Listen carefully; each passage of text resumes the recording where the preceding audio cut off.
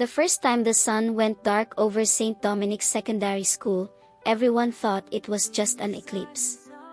Lagos had seen plenty before. But this one felt different. The air turned heavy, like it was stuffed with secrets. Shadows stretched unnaturally across the schoolyard, crawling along the cracked basketball court and sliding up the classroom walls. "Look at how strange everything feels," Femi muttered, shading his eyes with his hand. "Like a movie trick." Chika shoved him lightly. "Don't start. The science teacher already explained it. It's just an ordinary eclipse." Ordinary. Yet Hauwa hugged her school bag tighter as the light thinned. Ordinary eclipses didn't make the crows on the mango tree go silent. Ordinary eclipses didn't make the old library doors, chained shut since before their parents' time, begin to creak as though something inside wanted out. "Wait," Kola said, pointing. "Do you see that?" The five of them turned. The abandoned library, a squat building at the edge of the compound, was glowing faintly. Not bright, but enough to paint the cracked windows with a silvery shimmer. The heavy padlock on its rusted gate rattled once, then clinked to the ground. Chika's mouth fell open. "That place has been locked forever. Even the principal warns us never to go near it." "Maybe now it wants us near," Dara said. His grin was sharp, reckless. He was always the one who got them into trouble, the one who convinced them to sneak into the computer lab at night, the one who climbed the assembly hall roof to see the city lights. "Come on. When else will you see an eclipse open a library?" "Dara." Hauwa hissed. "Aren't you scared? People say that library is cursed. My uncle even told me a story." "We'll just take a quick look," Dara cut in, already jogging ahead. His footsteps echoed like drums on the empty tiles. The others exchanged looks. Then, one by one, they followed. The library smelled of dust, ink, and something else, something alive. Its shelves loomed like watchful soldiers, stacked high with books of every size. Some had titles in Yoruba, some in Igbo, some in Hausa, and some in languages no one recognized. The air hummed with whispers, as though the books were talking among themselves. Femi froze. Something isn't right. Chika, pretending to be brave, reached for a thick book with gold lettering. The moment his fingers brushed the spine, the shelf trembled. A low growl vibrated through the air, more felt than heard. Hauwa yelped. "Did you hear that?" Kola frowned, voice low. "It's like the books are angry." They inched deeper, trying to stick together. At the center of the hall stood a carved lectern with a single open book resting on it. The words on its pages shimmered like water. Dara's eyes lit up. "Look at this." He leaned closer, reading aloud. "The library devours those who hoard. Return or be consumed." He laughed nervously. "That's a joke, right?" But the library didn't laugh.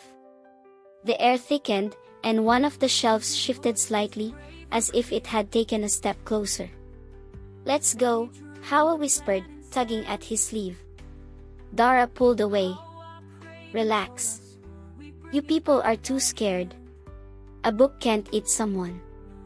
His eyes darted to another row of shelves, where a slim red book seemed to pulse faintly, like a heartbeat. "Just one more look."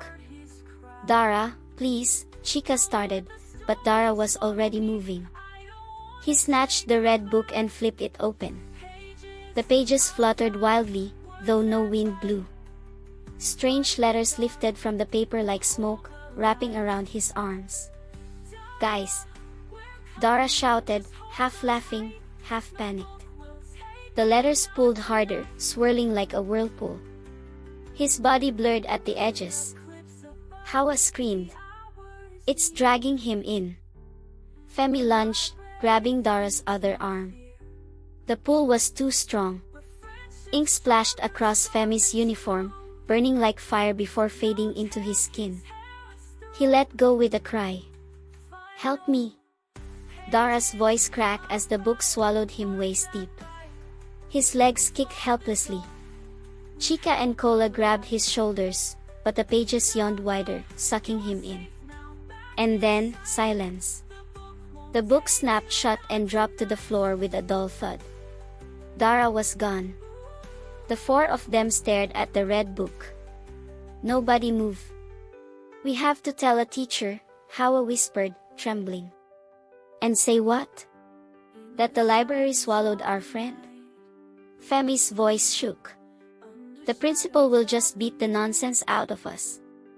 Kola bent and picked up the red book carefully. The cover pulsed faintly under his fingers. "He's inside. I swear." "How do you know?" Chika asked. Kola opened the book. Instead of words, the page showed an image, a painted scene of a forest, alive with shadows. In the center, a small figure stood frozen, his mouth open in a silent shout. "Dara!" The library groaned, and several books slid halfway off their shelves, dangling like tongues. "It's hungry," Hauwa whispered, her voice hollow. "It wants him. If we don't get him back before it finishes." The eclipse light dimmed even further, and the shadows in the room stretched long and sharp.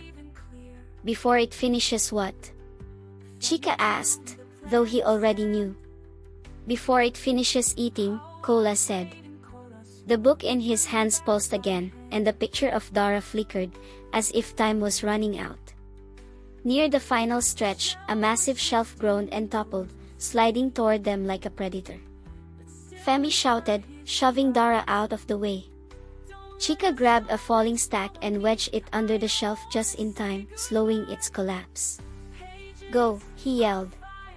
They scrambled past, coughing in the storm of dust and ink.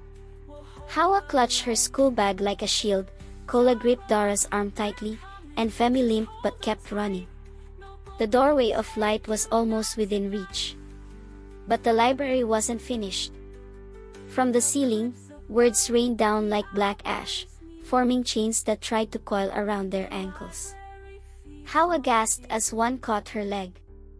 "No," she screamed. Dara, still trembling but stronger now, grabbed a fallen notebook and slammed it against the chain. Light burst out, shattering the letters into harmless dust.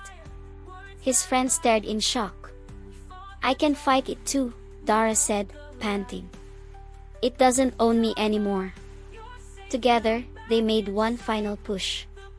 The shelf screamed, the shadows howled, and the red book pulsed with a furious heartbeat.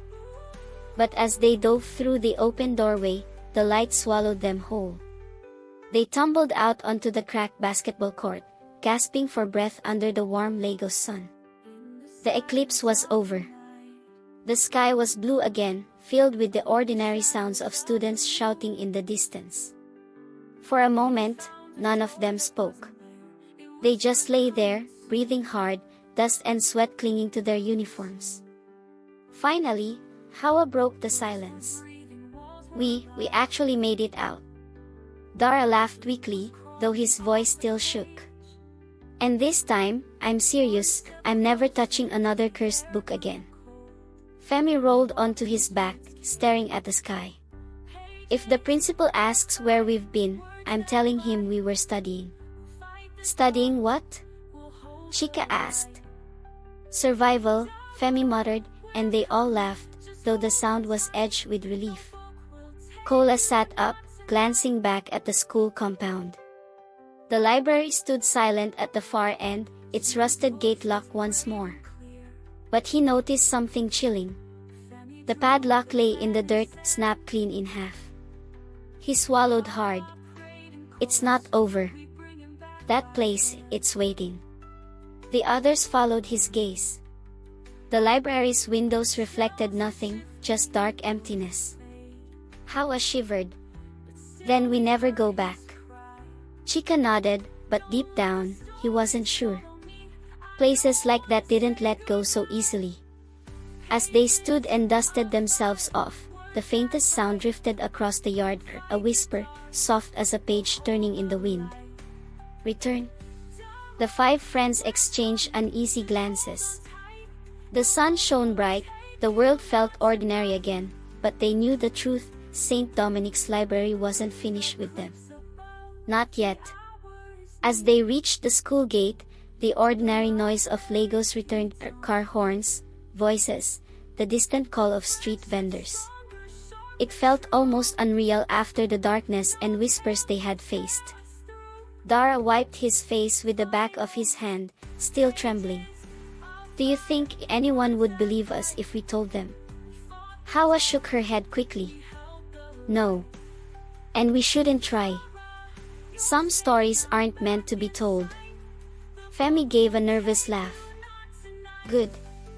Because if my parents ever hear I was inside that library, they'll kill me before the shadows get the chance. Chika looked back one last time. The library stood silent, its windows dark, its chained doors unmoving. Yet he couldn't shake the feeling that behind those doors, the shelves were waiting, whispering their hunger into the silence. Kola placed a hand on his shoulder. Don't stare at it too long. That's how it pulls you back. Chika nodded and turned away.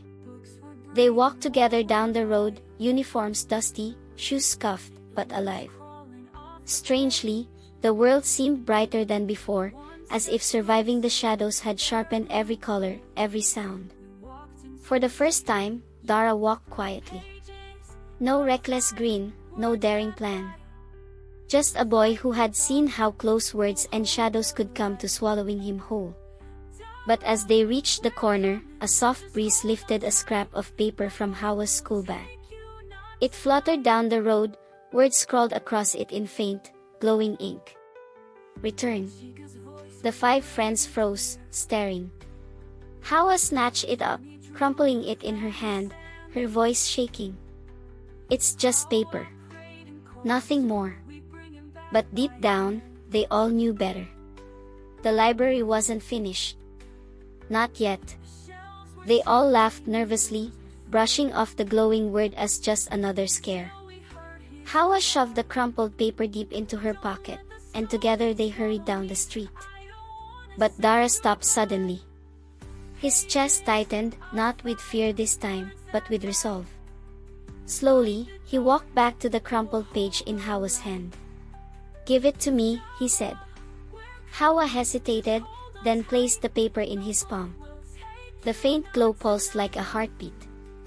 Dara took a deep breath, then tore the paper cleanly in half. The glow flickered, dimmed, and went out. For the first time since stepping into that cursed library, there was silence, true silence. A warm breeze passed through them, carrying the scent of roasted corn from a roadside stand. The world felt solid again. Normal. Safe. Chika clapped him on the back. Looks like you closed the last page, finally. Dara smiled, steady this time, not shaky, not broken. The library may have tried to keep me, but I'm still here. With all of you. And it's not getting another chance. The friends nodded, relief washing over their faces. They turned their backs on the library once and for all, walking toward the glow of the evening sun. Their laughter came easily now, light, unburdened, real.